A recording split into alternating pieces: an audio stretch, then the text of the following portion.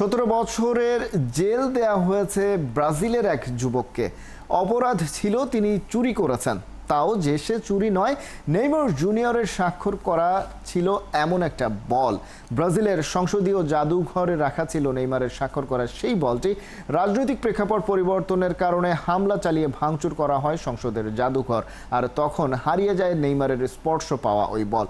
পুলিশের হস্তক্ষেপে সেই বল পাওয়া যায় জাদুঘর থেকে প্রায় 1000 কিলোমিটার দূরের এক স্থানে, যা দাঙ্গা চলাকালীন সময়ে চুরি করে নিয়ে যান নেলসন রিবেইরো ফনসেকা নামের এক ব্রাজিলিয়ান যুবক। বল উদ্ধারের সঙ্গে নেলসনকেও আইনের আওতায় আনা হয়। বিচার শেষে আদালত তাকে 15 বছর 6 মাস জেল ও 1.5 বছরের ডিটেনশনের সঙ্গে জরিমানা আরোপ করে। 130 দিন পর্যন্ত ওই যুবককে তার দিনমজুরির 3 ভাগের 1 ভাগ জরিমানা দিতে হবে।